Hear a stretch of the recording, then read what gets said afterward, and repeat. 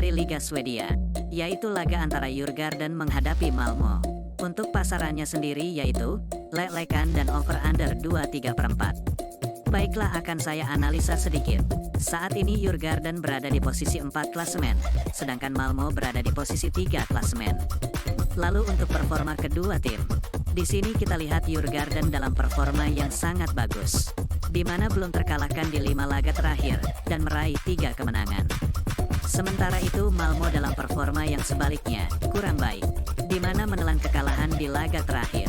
Melihat statistik ini, sepertinya Djurgården lebih diunggulkan. Namun saya tetap yakin untuk menjagokan Malmö.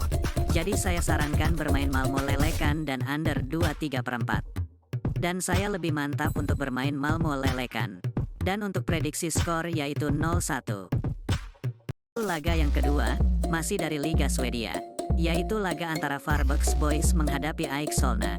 Untuk pasarannya sendiri yaitu AIK Solna for setengah dan over under 2,5. Baiklah, akan saya analisa sedikit. Saat ini Varbergs Boys berada di posisi 16 klasemen, sedangkan AIK Solna berada di posisi 14 klasemen. Lalu untuk performa kedua tim, di sini kita lihat Varbergs Boys dalam performa yang mulai membaik, di mana sukses meraih kemenangan di laga terakhir. Sedangkan AIK Solna dalam performa yang sebaliknya, menurun, di mana menelan kekalahan di laga terakhir. Melihat statistik ini, saya lebih menjagokan Varbergs Boys. Jadi saya sarankan bermain Varbergs Boys tahan setengah dan over 2,5. Dan saya lebih mantap untuk bermain Varbergs Boys tahan setengah. Dan untuk prediksi skor yaitu 2-1. Selanjutnya, dari Liga Finlandia, yaitu laga antara Inter Turku menghadapi KuPS. Untuk pasarannya sendiri yaitu lelekan dan over under 2,4. Baiklah, akan saya analisa sedikit. Saat ini Inter Turku berada di posisi 6 klasemen, sedangkan KuPS berada di posisi 2 klasemen. Lalu untuk performa kedua tim, di sini kita lihat kedua tim sama-sama dalam performa yang cukup buruk, di mana Inter Turku tidak pernah menang di 3 laga terakhir dan menelan 2 kekalahan. Sementara itu KuPS menelan kekalahan beruntun di 2 laga terakhir. Melihat statistik ini, jelas kedua tim sama kuat. Namun saya sedikit lebih menjagokan KuPS. Jadi saya sarankan bermain KuPS lelekan dan over 2,4. Dan saya lebih mantap untuk bermain KuPS lelekan. Dan untuk prediksi skor yaitu 1-2. Berikutnya, dari Liga Swedia Divisi 2, yaitu laga antara Örebro menghadapi Trelleborg. Untuk pasarannya sendiri yaitu Örebro for 1/4 dan over under 2,5. Baiklah, akan saya analisa sedikit. Saat ini Örebro berada di posisi 14 klasemen, sedangkan Trelleborg berada di posisi 11 klasemen.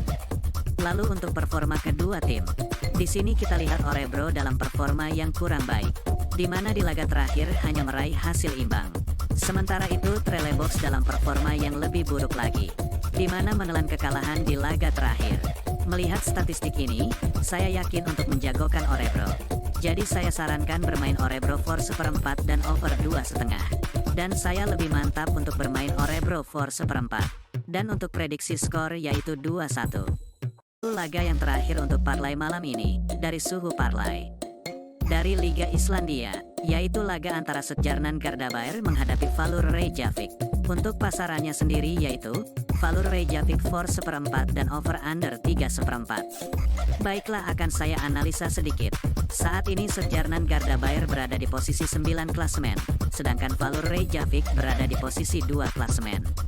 Lalu untuk performa kedua tim, di sini kita lihat Stjarnan Gardabair dalam performa yang mulai membaik, di mana di laga terakhir sukses meraih kemenangan.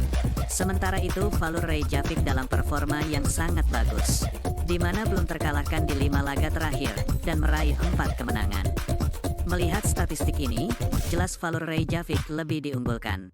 Namun saya tetap yakin Stjarnan Gardabair mampu menahan Valur Reykjavik. Jadi saya sarankan bermain Stjarnan Gardabair tahan 1/4 dan over 3,4. Dan saya lebih mantap untuk bermain Stjarnan Gardabair tahan 1/4. Dan untuk prediksi skor yaitu 2-2.